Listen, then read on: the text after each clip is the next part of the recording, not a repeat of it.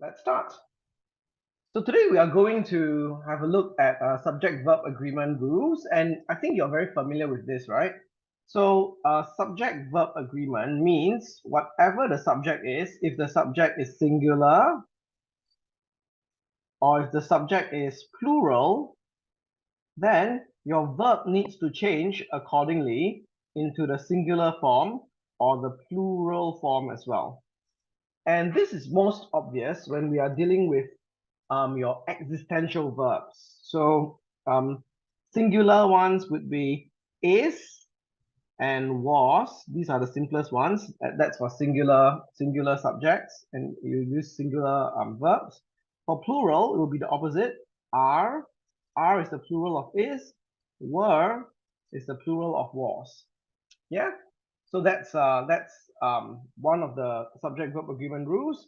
And the other one is, if it's present tense, right? Only if it's present tense for singular or plural, right? If it's present tense, and then if it's singular, your verb must, okay, have either an S behind or an ES behind or an IES behind. If it's simple present tense, only if it's simple present tense, then we have the S or IES rule, right? Simple present tense. And if it's plural, the opposite is true, right? The verb must not have anything behind, right? So nothing behind after that.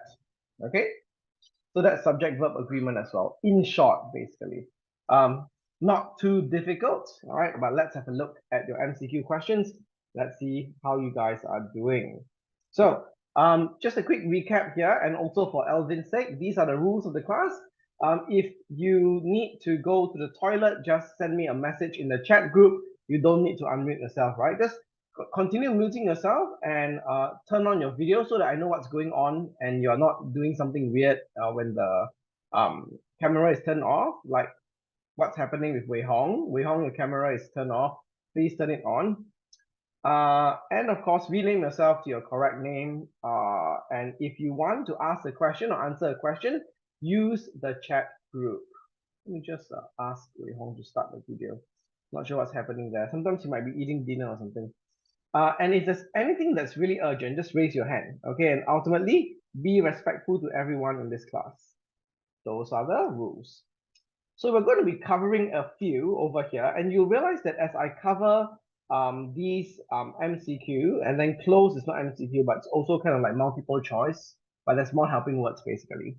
As I cover these ones, at any point in time, if you're like, oh, I still don't understand that, you need to ask, all right, and say, hey, Mr. Joel, I don't understand this. It's okay to not understand. It's okay to make mistakes.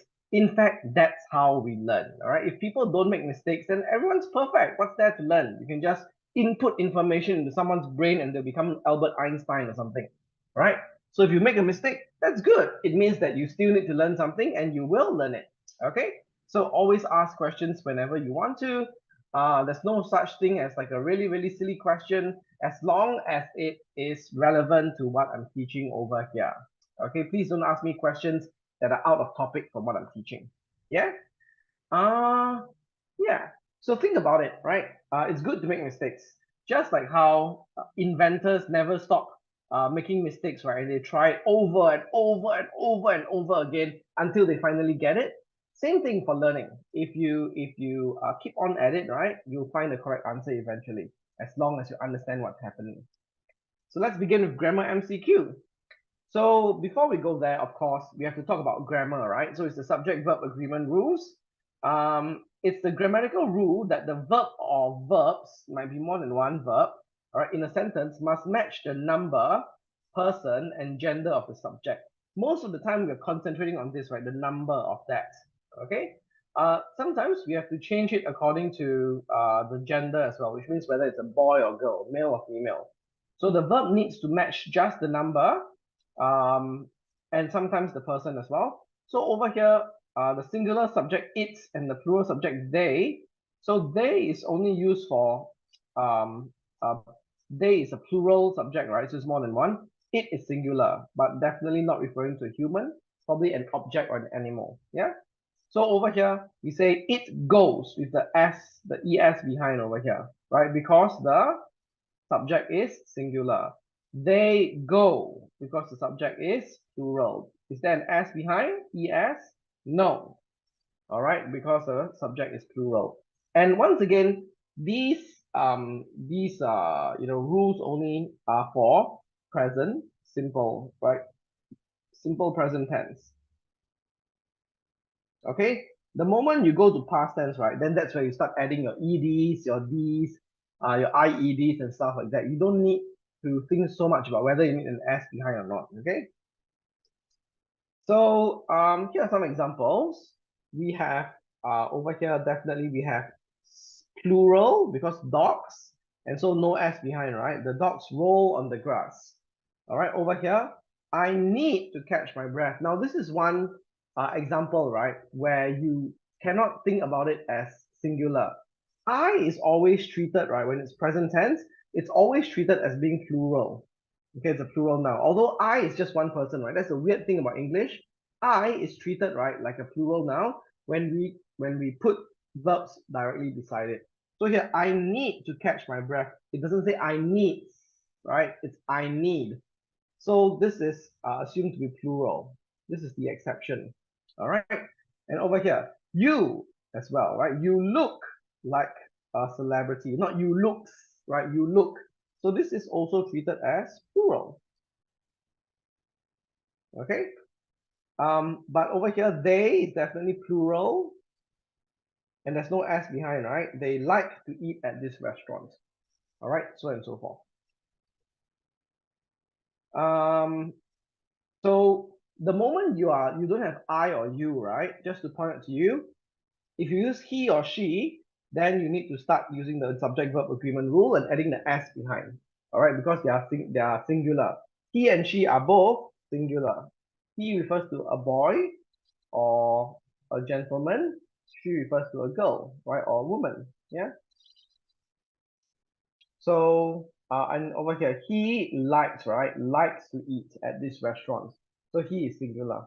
Okay, easy peasy, lemon squeezy. Any questions so far? Okay, any questions? Type it in the chat group. Yeah.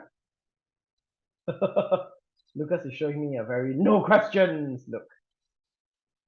Wei Hong, are you there? Can you turn on your video, please? Okay, so over here, subject verb agreement rules. What else do we need to know? Sometimes, all right, we don't just need to add an s, es, or ies behind. Sometimes we need to add like an x or ss or sh or ch or tch or zz behind. Okay, in order to complete the es or the ies or the s behind. So like over here, like his, right? His, you just, oh, sorry. So if the thing ends with like x, ss, sh, ch, tch, or zz, you add the es behind to match it. So look at this over here. I'll use a different color. I'll use orange, right? Orange for this x, ss, sh, ch, tch, zz. Over here, ends with ss, right? So you add an es behind, right? Or the next one ends with ch, right? You add an es behind. Okay. Next one, same thing. Buzzers, zz behind. You add an es behind of that, and then the ch sound over here, right? You add the es behind. That's when you add es. You don't add ies, you don't add s, you add an es behind. All right. So these are the ones. So anything that ends with z or ch or ch or sh or all right, they all kind of like have the same kind of sound. So if the ending sound, all right, sounds like